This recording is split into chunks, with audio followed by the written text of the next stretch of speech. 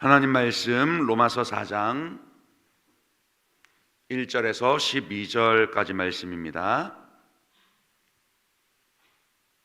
로마서 4장 1절에서 12절까지 말씀 교독하겠습니다. 그런즉 육신으로 우리 조상인 아브라함이 무엇을 얻었다 하리요? 만일 아브라함이 행위로서 의롭다 하심을 받았으면 자랑할 것이 있으려니와 하나님 앞에서는 없느니라.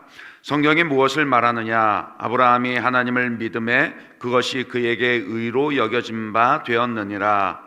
일하는 자에게는 그 삭시 은혜로 여겨지지 아니하고 보수로 여겨지거니와 일을 아니할지라도 경건하지 아니한 자를 의롭다 하시는 이를 믿는 자에게는 그의 믿음을 의로 여기시나니 일한 것이 없이 하나님께 의로 여기심을 받는 사람의 복에 대하여 다윗이 말한 바 불법이 사함을 받고 죄가 가려짐을 받는 사람들은 복이 있고 주께서 그 죄를 인정하지 아니하실 사람은 복이 있도다 함과 같으니라.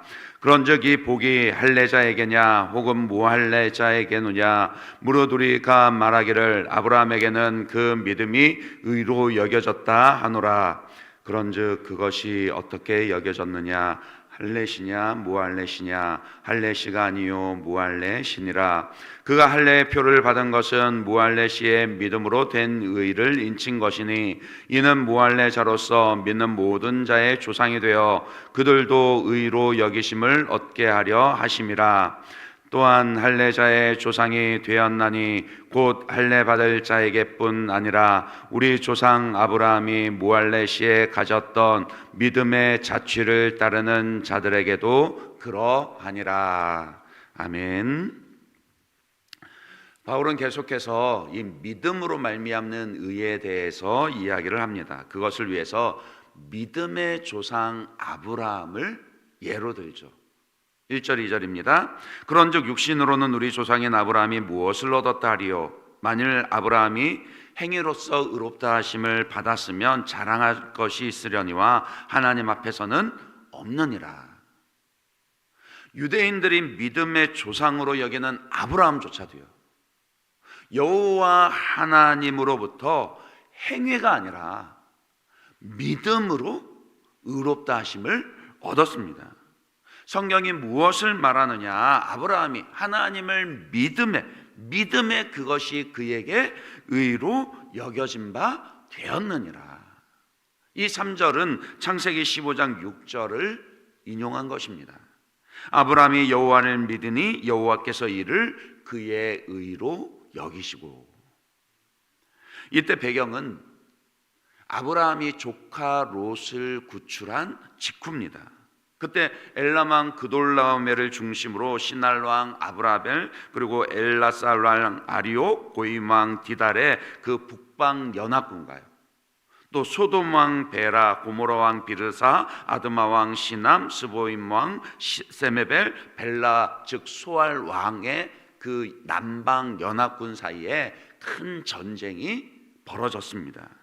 그 여파로 소돔의 자리를 잡았던 이 아브라함의 조카 롯까지 승리한 북방 연합군에게 포로로 끌려갔던 겁니다. 이 소식을 들은 아브라함이 급하게 집에서 길리던 318명의 종과 또 주변 동맹 종족들을 이끌고 가서 북방 연합군을 물리치고 조카 롯을 구해냅니다. 그리고는 돌아오다가 멜기세덱 제사장을 만나게 되고 축복을 받습니다. 이제 그렇게 일단 전쟁은 일단락이 되었습니다.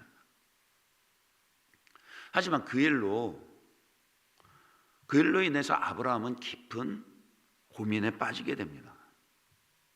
당장은 승리도 했고 조카도 구출했지만 이미 롯은 독립한 상태라 그의 후계자가 될 수 없습니다. 그 당시 문화에서는 후계자가 없다라는 것은요, 결국에는 장래가 끊긴다라는 것이고 지금의 이 안정과 번영을 언제든지 잃어버리게 된다, 잃어버릴 수 있다, 그런 뜻이거든요.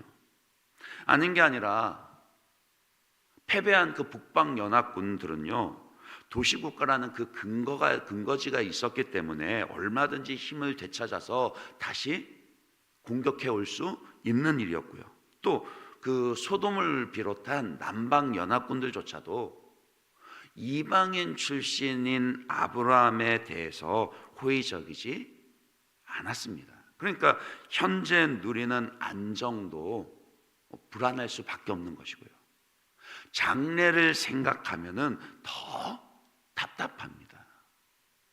이제 그런 고민들, 그런 생각들을 하니 순식간에 그의 마음속으로 두려움이 엄습해 옵니다. 왜 우리도 그럴 때 있잖아요. 뜻한 대로 일이 되지 않거나 아니면은 할 수 없다라는 무력감이 찾아오면은 두려운 마음이 들지 않지 않습니까? 바로 그 순간에 하나님이 아브라함을 찾아주십니다.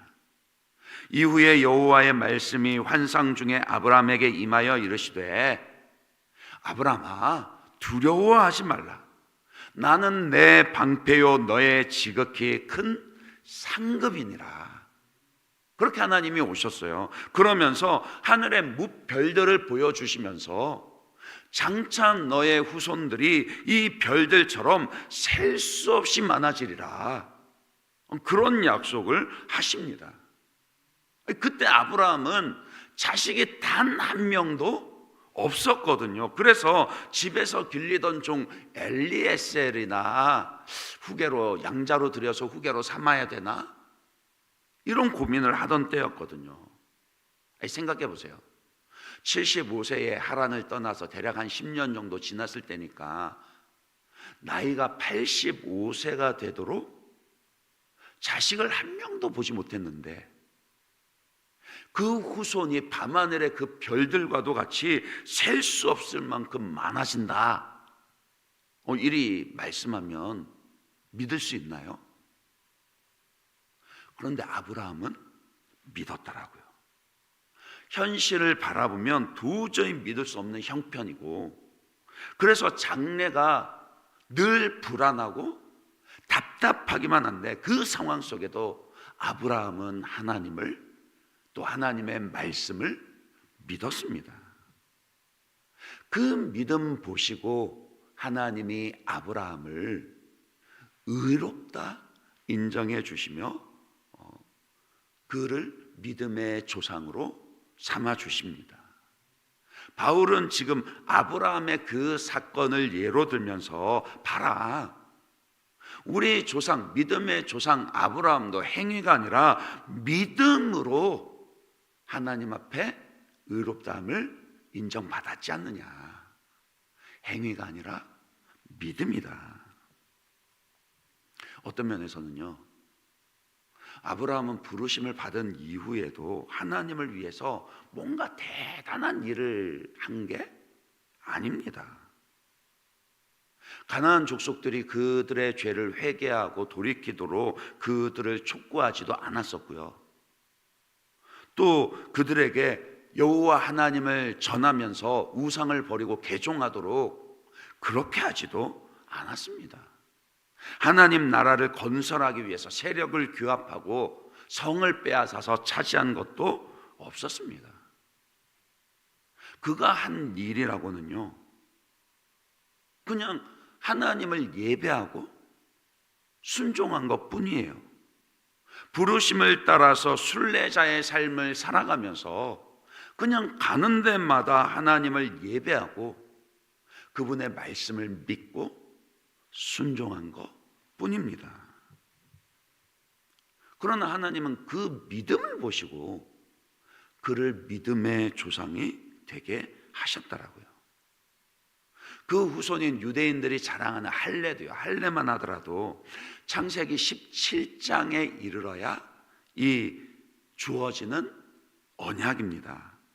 그러니까 창세기 15장에서, 그러니까 아브라함이 할례를 받기 전에 이미 믿음으로 의롭다함을 인정받은 후에, 한참 후에 17장에 가서 그 믿음으로 의롭다 하심을 받은 증표로서 할례를 받게 된 것입니다. 그래서 오늘 본문에서 10절 11절에도 이렇게 얘기하죠. 그런즉 그것이 어떻게 여겨졌느냐, 할례시냐 무할례시냐. 할례시가 아니라 무할례시니라. 그가 할례의 표를 받은 것은 무할례시의 믿음으로 된 의를 인친 것이니 이는 무할례자로서 믿는 모든 자의 조상이 되어 그들도 의로 여기심을 얻게 하려 하심이라. 이렇게 말씀한다고요. 할례는 할례를 받아서 의롭게 되는 게 아니라 이미 믿음으로 의롭게 된 것을 인치는 표이지, 그것 자체가 하나님으로부터 의롭다함을 받게 하는 수단이 되지 못합니다. 오늘날로 치면요, 세례 예식 자체가 우리에게 의로움과 구원을 보장해 주지는 못합니다. 단지 믿음으로 구원을 받았기 때문에 그 구원받은 표로서 세례를 받는 것이죠. 좀 더 넓게 확장해서 적용을 한다라면요, 우리의 신앙생활들요, 예배와 헌금과 봉사, 그런 신앙생활 자체가 우리의 구원을 보장하지는 못합니다. 그것 때문에 구원받는 거 아니라고요. 그것들은 다 우리가 이미 구원을 받았기 때문에요. 그러니까 구원을 받기 위해서가 아니라 구원을 받았기 때문에 감사하며 그 구원의 은혜를 받은 자에게 합당한 열매로서 그 신앙생활을 하는 것이죠. 그런데 자꾸 이 중요한 순서를 뒤바꾸는 경우들이 있더라고요. 그러면은 신앙이 은혜의 그 기초를 두지 못합니다. 믿음으로 말미암아 하나님 앞에서 의롭다함을 인정받고 구원받는다. 그 믿음으로 말미암는 구원에 신앙의 기초를 두어야 되는데 그 순서를 바꿔버리니까 그러지를 못한다라고요. 은혜를 잃어버리니 행위와 율법으로 자기의 의로움을 증명하려 들고요. 그래서 남들과 조금 비교해서 조금이라도 나으면 자랑하려 들게 됩니다. 그러면요, 신앙생활에 기쁨이 없어진다고요. 도리어 신앙이 무거운 짐이 되고 맙니다. 하나님이 아니라 사람들의 시선을 의식하게 됩니다. 하지만 참된 구원의 신앙에는요, 항상 감사와 기쁨이 있다라고요. 다윗도 그것을 노래했습니다. 6절에서 8절입니다. 이런 것이 없이 하나님께 의로 여기심을 받는 사람의 복에 대하여 다윗이 말한 바, 불법이 사함을 받고 죄가 가려짐을 받는 사람들은 복이 있고 주께서 그 죄를 인정하지 아니하실 사람은 복이 있도다 함과 같으니라. 시편 32편 1절 2절을 인용한 것인데요, 그 시편 끝에는 다윗이 이렇게 노래를 마무리합니다. 시편 30편 2편 9절에서 11절입니다. 너희는 무지한 말이나 노새같이 되지 말지어다. 그것들은 재갈과 굴레로 단속하지 아니면 너희에게 가까이 가지 아니하리로다. 악인에게는 많은 슬픔이 있으나 여호와를 신뢰하는 자에게는 인자하심이 두르리로다. 너희 의인들아, 믿음으로 말미암아 구원을 받은 너희 의인들아, 여호와를 기뻐하며 즐거워할지어다. 마음이 정직한 너희들아, 다 즐거이 외칠지어다. 그러니까 믿음의 조상 아브라함이 경험했듯이요, 다윗도 그렇게 노래한다라고요. 뭐라고요? 하나님을 신앙하는 그 신앙의 복이 어디 있느냐? 그 노새나 말과 같이 재갈을 물려서 억지로 끌려가는 게 아니라 그 마음 가운데 기뻐하며 즐거워하며 하나님을 찬송하고 외치는 것에 있다라고요. 여호와 하나님으로부터 의롭다함을 인정받고 구원을 받는 그 은혜는요, 구원의 은혜는 율법이나 할례와 같은 행위로 되는 게 아니라 오직 믿음으로 말미암아 되는 거니까요. 나의 공로는 하나도 없으니 내가 자랑할 게 없습니다. 그저 은혜를 베풀어 주신 하나님께 감사할 뿐이고요. 그래서 그 마음으로요, 기쁨으로 구원자 예수 그리스도께 순종하며 하나님과 하나님의 아들의 영광을 위해서 헌신하며 살아가게 됩니다. 억지로가 아니라 자발적인 기쁨과 헌신으로요. 우리가 다시 회복해야 할 믿음과 은혜는 바로 그것입니다. 목사님, 그렇게 해가지고 아무도 헌신하지 않으면 어떡하죠? 물론 확률로 따지면은 그럴 수 있죠. 은혜에는 분명 그런 위험성이 있습니다. 하지만 진짜 은혜는요, 진짜 은혜는 하나님을 아는 것이고 하나님께 반응할 수 있게 되는 것이니 죄인의 마음을 거듭나게 하실 뿐만이 아니라 진짜 은혜에는 그 마음을 설복하는 능력이 있습니다. 두려움과 절망으로 가득 찬 마음을 믿음과 소망으로 뒤바꿔 버리고요, 자기 자랑을 겸손으로요, 억지로가 아닌 기쁨으로 순종하게 만듭니다. 그것을 신뢰하는 것 또한 믿음이라고요.